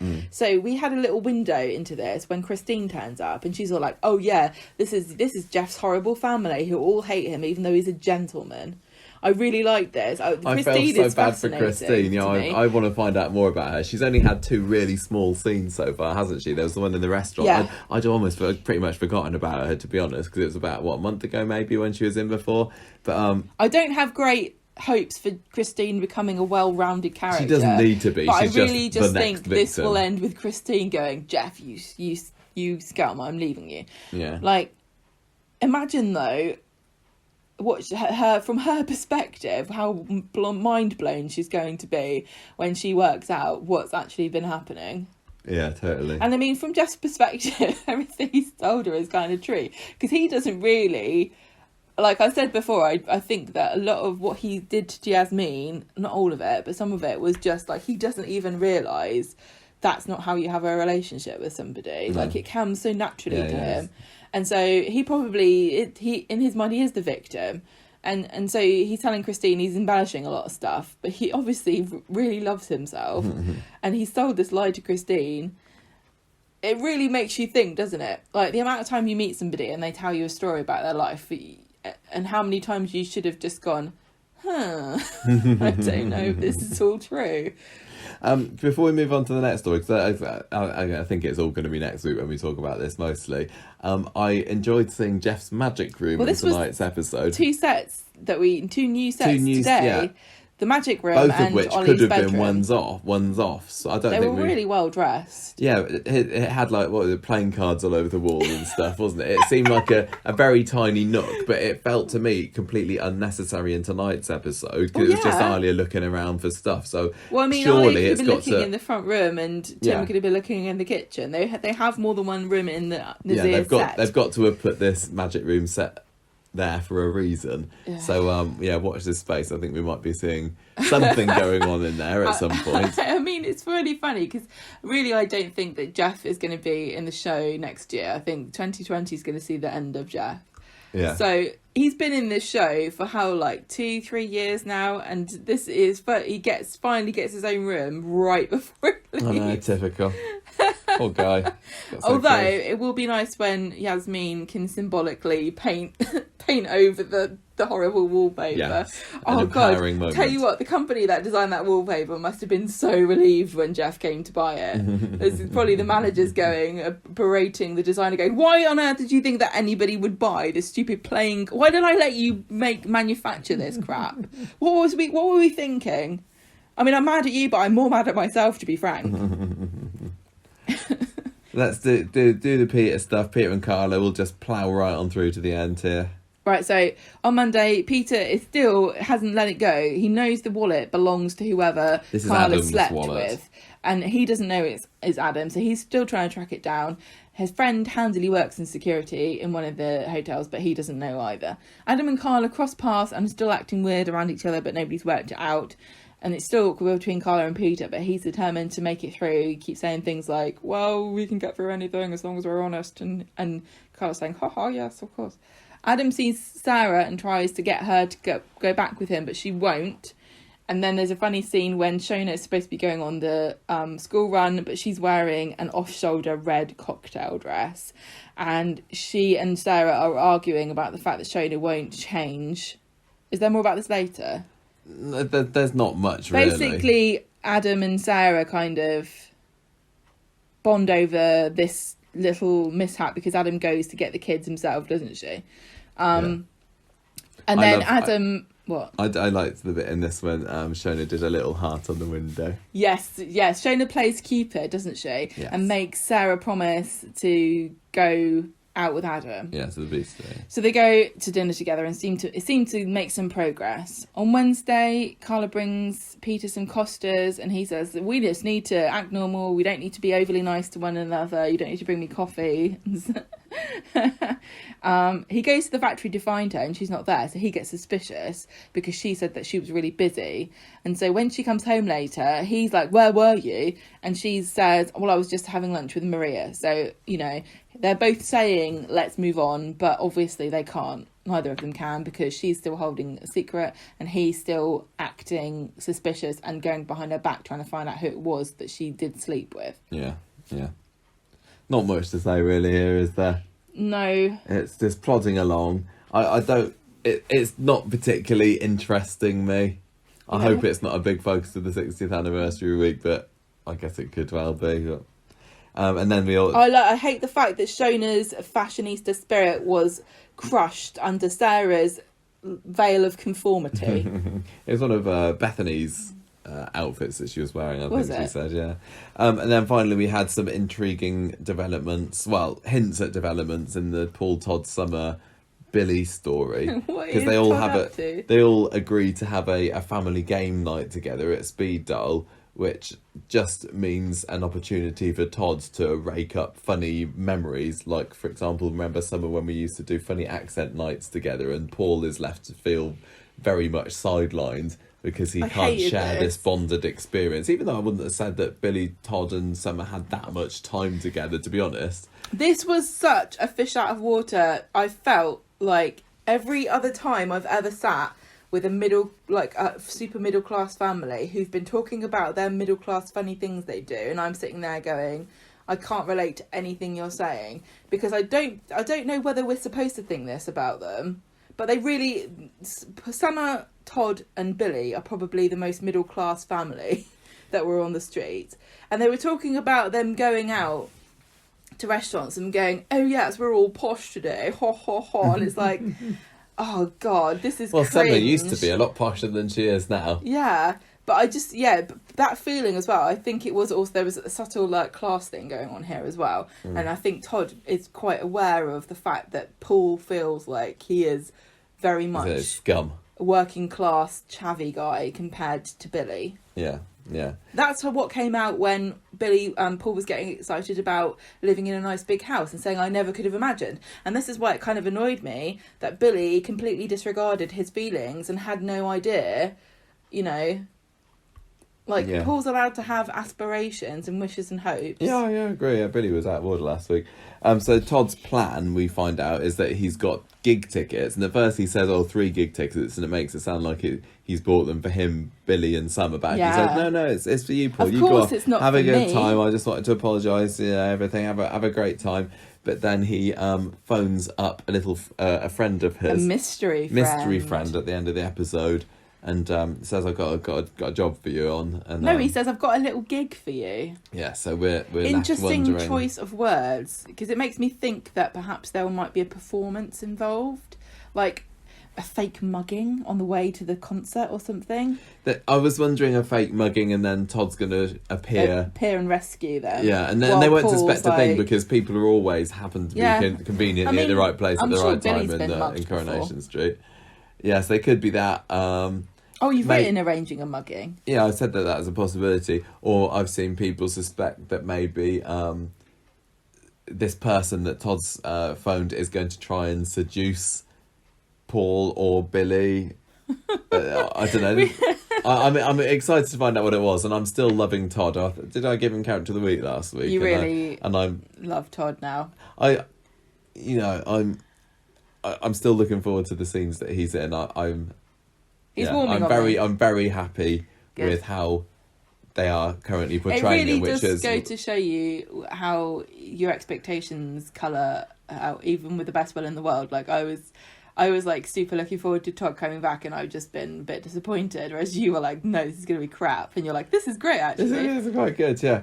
But I still, the jury is still very much out on Summer. I was hoping that we'd get a full run of Summer during the week, so we'd have more of more episodes to be able to form an opinion on. But it was only Monday, that was it. And from what I saw of her on Monday, I'm still saying the same as I did last week. She doesn't seem really like Summer at all.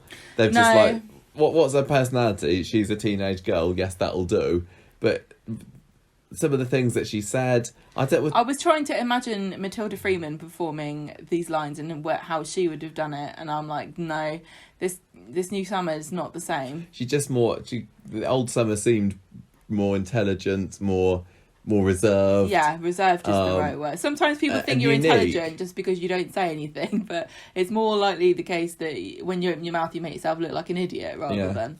This new Summer is too in your face, too feisty. She also says, she said lol, which apparently is a thing that teenagers say now. Which is stupid. I can't picture Summer saying that.